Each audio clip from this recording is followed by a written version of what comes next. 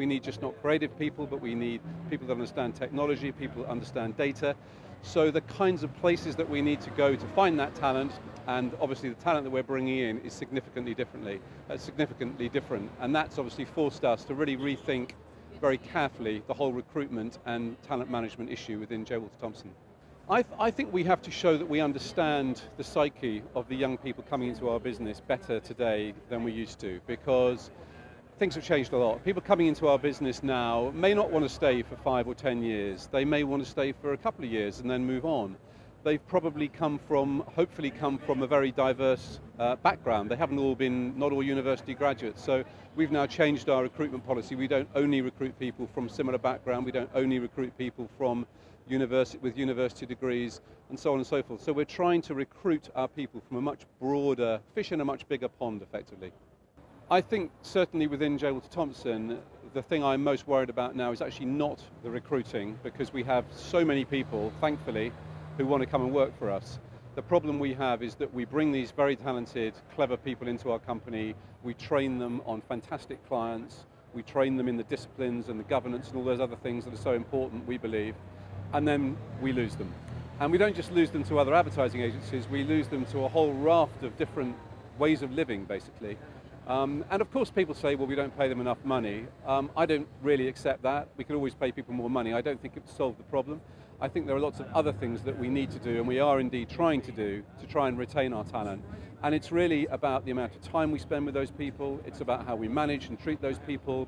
It's about how we train and nurture those people. It's about the working environment. And it's about, I think, people want to feel part of a successful team. They want to feel they're part of a team that's growing and moving on and is keeping pace with change. And that's very hard. We've spent a lot of time and effort thinking about this issue, and we've put in place a number of initiatives. And I don't think any of them in and of themselves will solve the problem, but hopefully, collectively, they'll make a difference. So, for example, training, which is not a word I particularly like because I think it's a much broader task than just training, but we do overnight courses all around Europe where we have 40 to 50 people at a time attend those courses. We obviously send people on industry courses. We have schemes in the agency like In Your Shoes, where employees can swap jobs and swap lives with other people in other countries who are doing similar jobs. They literally get on a plane and go to the other country and vice versa, and they're moving to each other's apartments and so forth.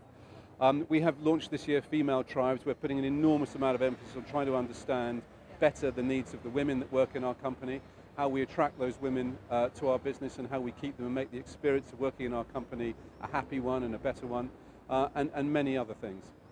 I think the role of the leadership team is absolutely fundamental, because whether you're working in a small company or a large company, I think young people coming into that company want to feel invested in the mission, in the vision, whatever it is, of that business. And that's a job for the management. That's a job that only the senior people in the company can really do.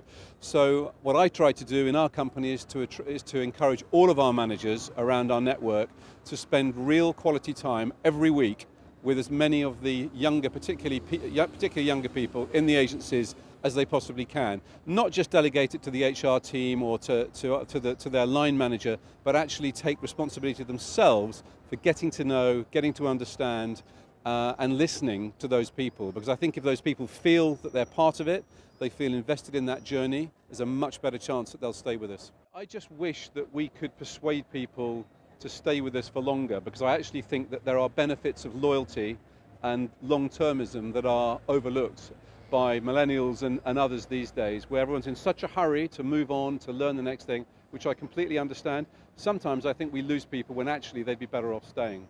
So if we can persuade even 10% more of the people that are going to leave us this year to stay, that would be progress.